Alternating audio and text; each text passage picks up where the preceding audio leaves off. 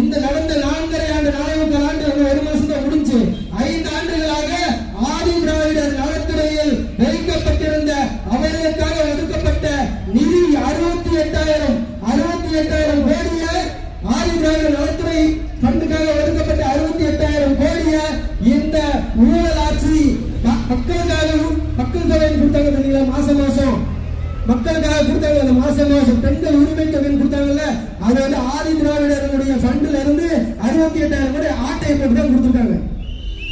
இது நிறைய பேருக்கு தெரியாது. இந்த மாதிரி ஊழல் பண்றது அவங்களுக்கு தெரியும். ஊழல்வாதிகள் நிறைந்த இந்த தமிழகத்தில் ஊழலை மீட்டெடுக்க தளபதி வருகிறார்கள். நம்ம ஆதரிக்கணுமா இல்லையா?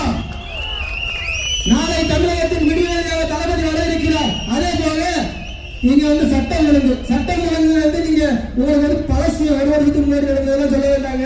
நேற்று நடந்தது தூத்துக்குடி மாவட்டத்துல ஒரு +2 மாணவி ஒதுக்கப்பட இடத்துல பாலியல் தொந்தரவாளருக்கு வெட்டி துண்டு துண்டாக போட்டு கொல்லப்பட்டாங்க. நான் கேட்கிறேன், உங்க சட்டம் ஒழுங்கு சந்தி சிரிக்கிறா இல்லையா? அந்த பெண் குழந்தை பாலியல் துன்புறுத்தப்பட்டு இருந்தாங்க. நான் கேட்கிறேன், தூத்துக்குடி மாவட்டத்துல உங்களுக்கு ஓட்டு போட்டிருப்பாங்கல்ல, அவங்க ஓட்டு போட்டு அவங்க முதலமைச்சராங்க. அந்த கிராமத்துல பொது கழிப்பிடம் கூட கண்டிக்கிறீங்க. இதை வன்மையா கண்டிக்கிறோம். அந்த மாதிரி கழிப்பிடம் இருந்தா அவங்களுக்கு நிலைமை ஏற்பட்டிருக்குமா? இது சட்டம் வருமா?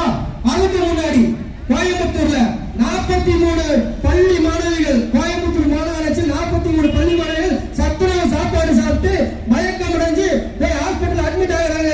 அந்த ஹாஸ்பிட்டல் அட்மிட் ஆகிறவங்க பள்ளி அந்த சாப்பாட்டுல பள்ளி விழுந்துருச்சுன்னு அறிக்கை சொல்றாங்க அதிகாரிகள். உடனே என்ன ஆகுது?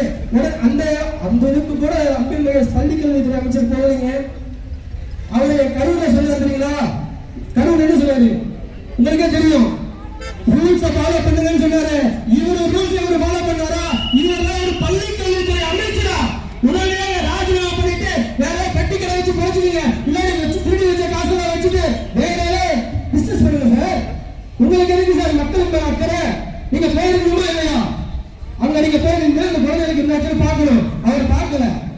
தமிழக வெற்றி கூட்டத்தில் என்ன நடக்குது, அங்க என்ன பிரச்சனை நடக்குது தெரிஞ்சுக்கிறதுக்கு தான் இந்த அமைச்சர்கள் இந்த பத்ரா பாலாஜி இவங்கெல்லாம்.